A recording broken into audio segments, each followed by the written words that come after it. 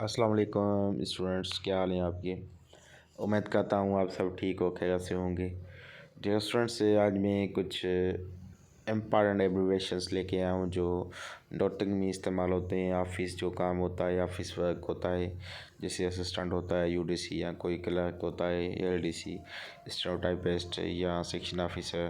تو اس کے حوالے سے جب آپ کسی بھی جاب کی پریپریشن کرتے ہیں تو آپ کو یہ کوشچنس آتے ہیں کہ PUC FRUO کا فل فارم بتائیں، DFA کا فل فارم بتائیں، کیا ہوتا ہے LF کیا ہوتی ہے، PP کیا ہوتی ہے، CR کیا ہوتا ہے۔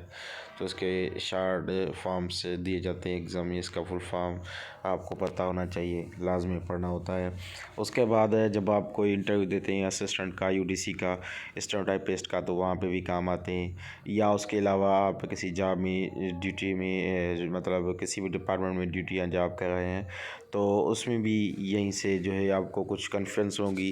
جب کوئی آپ کا سینئر PUC بنائے گا تو آپ سمجھیں کہ یہ کیا ہے، اس پہ کیوں یہ فلیگنگ کر رہا ہے PUC کی، اس پہ یہ کیوں DFA لگا رہا ہے، تو اس کا کیا مطلب ہوتا ہے۔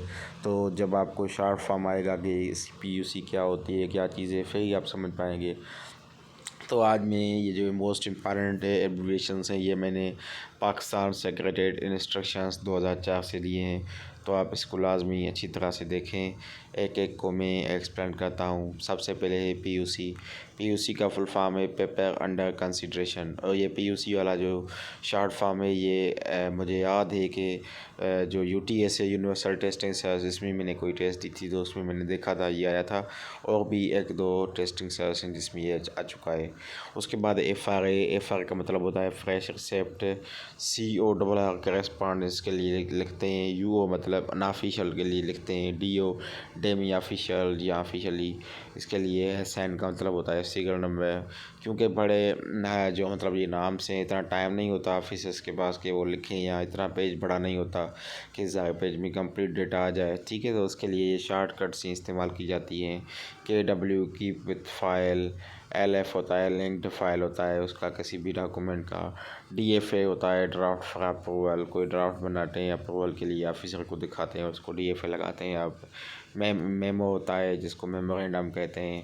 اس کے بعد PPA پریویس پیپر سے، OOA آفس آرڈر ہے، CRA کیریکٹر رول ہے، اس کے بعد ENDT ہے انڈورسمنٹ، O/C ہوتا ہے آفس کاپی۔ جب بھی آپ کوئی کسی ڈپارٹمنٹ کو کاپی بھیجتے ہیں تو اس میں آپ ریسیونگ بھی لیتے ہیں نا، جو آپ کے ڈپارٹمنٹ کی کنسرن R&I ڈپارٹمنٹ ہوتا ہے، ریسیونگ اینڈ ایشوئنگ ڈپارٹمنٹ جیسے پوسٹ آفس ہوتی ہے، تو ایسے ایک پوسٹ آفس سمجھ لیں کہ وہ ہوتی ہے ڈپارٹمنٹ کی، جس کو ہم R&I ڈپارٹمنٹ بولتے ہیں۔ اس کا کام کیا ہوتا ہے کہ وہاں پہ آپ ایک آفس کاپی بناتے ہیں، ایک اور جو کاپی کسی ڈپارٹمنٹ کو آپ بھیج رہے ہیں وہ ہوتی ہے، تو جو آپ بھیجتے ہیں تو اس پہ ریسیونگ آپ لازمی لیتے ہیں، وہ آپ آفس کاپی بنا کے فائل میں لگا دیتے ہیں۔ تو اسی کا مطلب یہ ہوتا ہے۔ OM ہوتی ہے آفس میمورینڈم ہوتا ہے جس کو OM بولتے ہیں، ٹھیک ہے۔ تو یہ امپارٹنٹ ڈیٹا تھی جو میں آپ کے ساتھ شیئر کی۔